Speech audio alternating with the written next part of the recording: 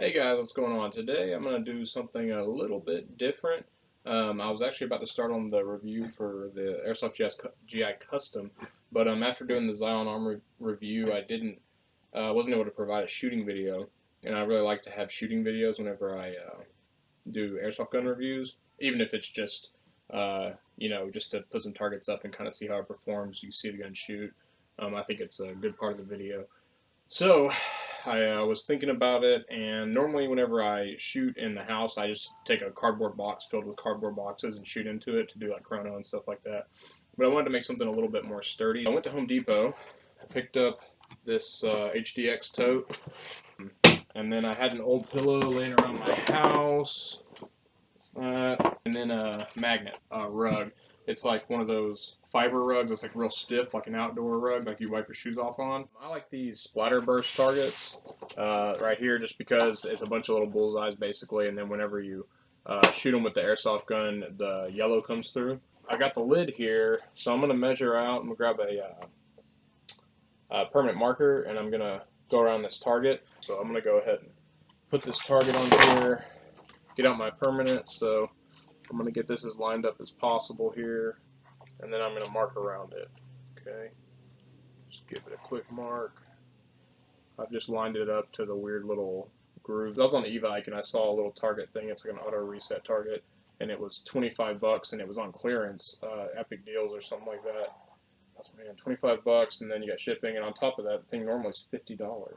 I was like, yo, for 50 bucks, I can make a pretty badass target.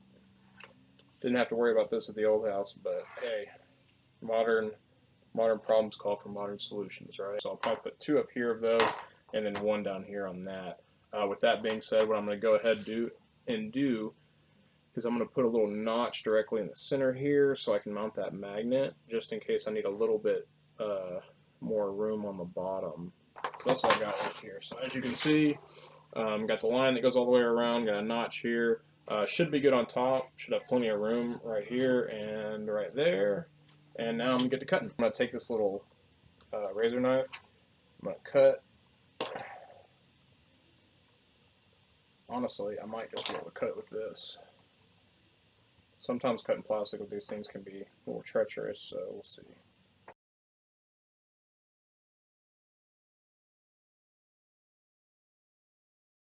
This is good too, because like with the kids and stuff, like me and my son, I want to be able to train him and shoot and stuff like that. And like I said, California, we have these really weird like half concrete walls, and I don't want to bring a bunch of guns out in the backyard and shoot and risk hitting neighbors and stuff. So this will give him something to shoot at, and if he makes a mistake, oh well, it might dent the garage. And if you hang up like a tarp behind it or like a canvas or something, I mean, it's like a dartboard kind of thing. Oh, there, all right. Okay, so finish cutting it, and then I'm actually going to save this because you never know what you can use this for. This might be able to make something out of that later. I'm kind of a hoarder. If you see my garage, there's a lot of stuff. Take more material off. What's up? Hey, next video, you also should show your 3D printed airsoft gun parts. Yeah, I'm gonna do one for that. That was my son. He was watching my channel, and he told me my next video I should show some of my 3D printed gun stuff. So I'm definitely gonna do that. I make suppressors, flash hiders. I even have an angle foregrip and stuff. But I'll do a whole video on that. Let's see how this fits.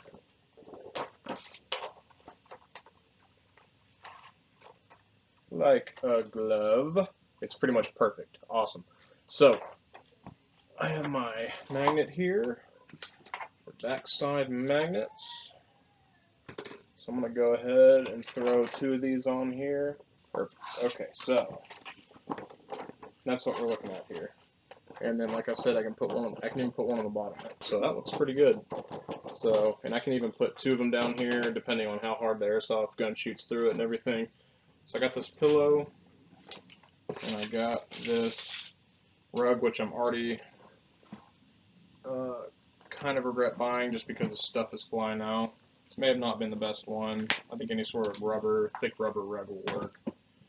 But this one is also a bit too big for this. So let's see what we're looking at here. Alright, so I got to take some off the side as well as the back. I'm going to go and measure. And we'll cut this guy out.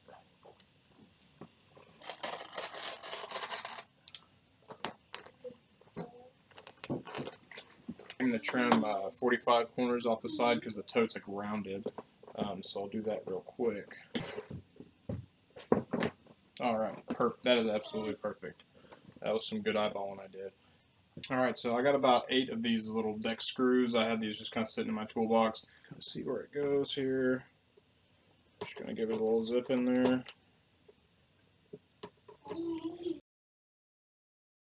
So as you can see, that's secured in there.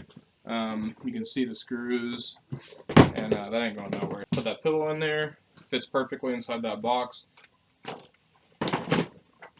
Put this on here. Everything is nice and magneted. And bam, got your BB trap right here. Shoot into it, good to go. I got my KWA Centurion Arms ERG gun here. I love this thing, by the way. This thing kicks like a mule. Awesome rifle. And I'm about to show you the target. I got a 120 round mag I'm gonna throw in there, and I'll talk to you more after I get done shooting about version 1 and how that came out. Okay, so take a look.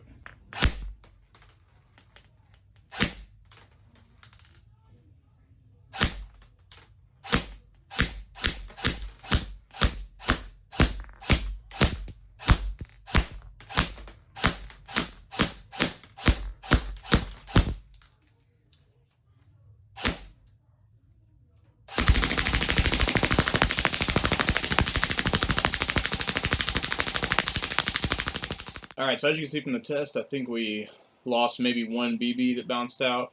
The rest of them went straight through, so I think that was a success. I ended up putting a piece of cardboard on top of the pillow and then put the thing on the outside, the target on the outside, because the first time I shot at it, the BBs just bounced back everywhere. They didn't even dent the pillow. I figured they'd go through the pillow because it's a cheap like $5 Walmart pillow that I had stuffed in a closet.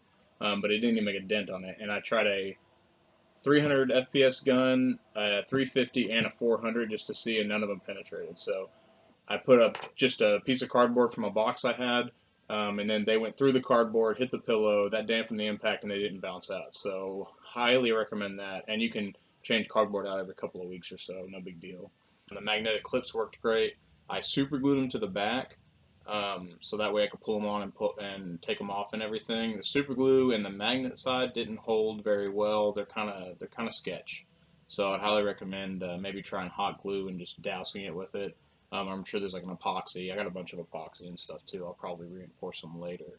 But you don't have to. I mean, you can put them up there and just magnet it and then use the clips. What's up, cat? And yeah, so I'm going to go ahead and put this stuff up on the screen here. So the mat was $10.97, the doormat. The 14-gallon tote was $11.98. The magnets were $3.50, and the magnet clips were $7.75.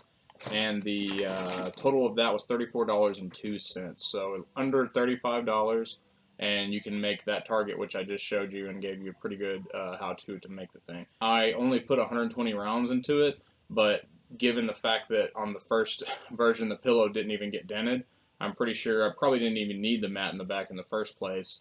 And I would use a rubber one now looking back on it, but not a big deal.